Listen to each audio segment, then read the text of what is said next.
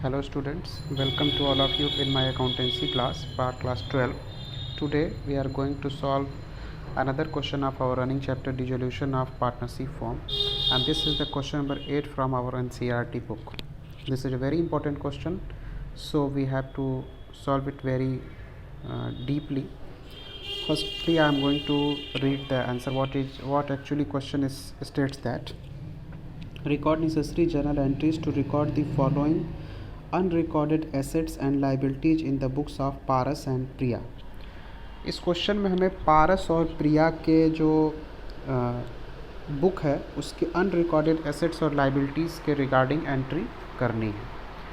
आइए बात करते हैं क्या क्या एंट्रीज़ हैं, क्या क्या टर्म्स एंड कंडीशंस हैं और कैसे उसको हमें सॉल्व करना है। सबसे पहला है कि फर्स्ट है there was an old furniture in the form which had been written off completely in the books. This was sold for ₹3000। एक ओल्ड फर्नीचर था जो कम्प्लीटली रिटर्न ऑफ था बुक्स में और उसकी जो कीमत थी वो 3000 रुपये में उसको बेचा गया है।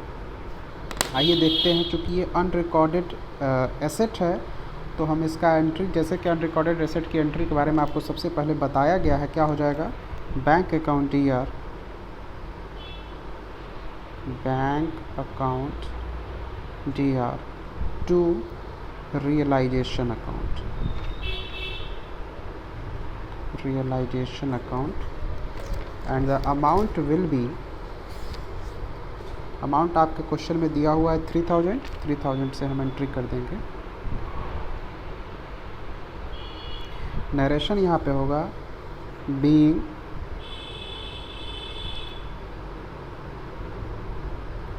Unrecorded asset sold. हमने अनरिकॉर्डेड एसेट को सोल्ड किया है, उसकी एंट्री हम यहाँ कर देंगे और नरेशन भी इसको हम लिख देते हैं। आइए सेकंड की बात करते हैं। सेकंड में देखिए क्या कहा गया है। Second point says that Ashish an old customer whose account for ₹1000 was written off as a bad in previous year paid 60% of the amount. Ashish एक हमारा पुराना कस्टमर है और 1000 रुपये उसका अकाउंट जो हमने बैड डेप्ट मान करके रिटर्न ऑफ कर दिया था वो अब 60% रुपीज़ अपनी, यानी अपने अमाउंट का 60% देने को तैयार हो गया। ये क्या था कि 60% मिलेगा, 1000 है तो 1000 का 60% 600 रुपये हो जाएगा। हम इसमें भी लिखेंगे, एंट्री सेम होगी, bank account DR to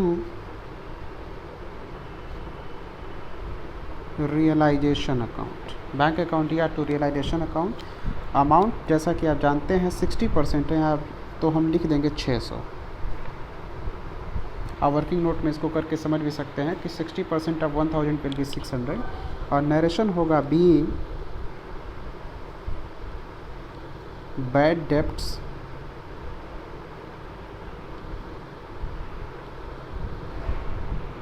previously written off, now recovered at the rate of 60% of 1000। यानी 1000 की जो बैड डेट थी जिसको हम लोग प्रीवियसली हमने क्या किया था, रिटर्न ऑफ कर दिया था, उसका 60% हमको रिसीव हुआ है। ये हमारी सेकेंड एंट्री थी। आइए थर्ड की बात करते हैं, देखते हैं थर्ड में क्वेश्चन में क्या कहा जा रहा है। Paras agreed to take over the firm's goodwill not recorded in the books of the firm's at a valuation of ₹30,000। Paras जो एक पार्टनर है उसने फर्म की गुडविल 30,000 रुपये की जो है उसको लेने का फैसला किया है, लेकिन वो बुक्स में नहीं दिखाई गई है, ऐसी गुडविल है, तो ये भी एक अनरिकॉर्डेड एसेट हो जाएगी। चूँकि पारस इसको ले रहा है, हम लोग एंट्री पे बात कर चुके हैं, लिखेंगे Paras capital account DR to realisation account, to realisation account. Assets taken over by a partner है ये 30,000 से। इसका नरेशन लिखेंगे बीइंग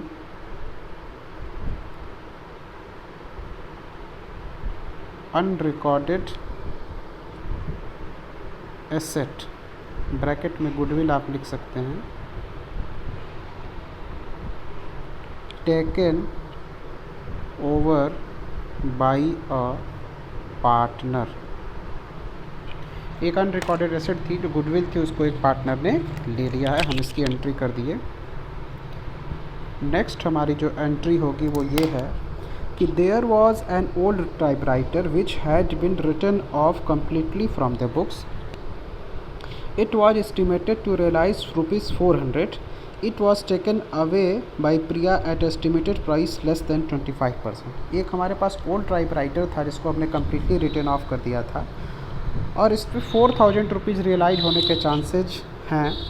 प्रिया एक पार्टनर है जो इसके प्राइस से 25% लेस पे लेने को तैयार हो गई है, यानी ये भी एक assets taken over bye partner का ही केस है। और इस केस में भी हमें ये देखना है कि 25% लेस पे, यानी 400 का 25% लेस करेंगे तो 25% of 400 will be 100 and when we deduct 100 from 400 that will be 300। So our entry will be Priya's capital account DR to realization account। Realization account amount हमने पहले डिफाइन कर लिया है 300 और 300 लिखेंगे नरेशन में, बीइंग अनरिकॉर्डेड एसेट ब्रैकेट में type writer worth ₹400 taken over by Priya at 25% less value। ये हमारी फोर्थ एंट्री थी।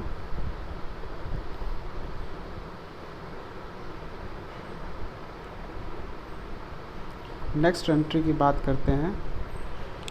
Next and last of this question, entry number 5, and this statement states that there were 100 shares of ₹10 each in Star Limited acquired at a cost of ₹2000 which had been written off completely from the books। Star limited के 100 share हमारे पास ₹10 वाले थे, जिसकी estimated जो cost थी ₹2000 थी, ये completely written off थे।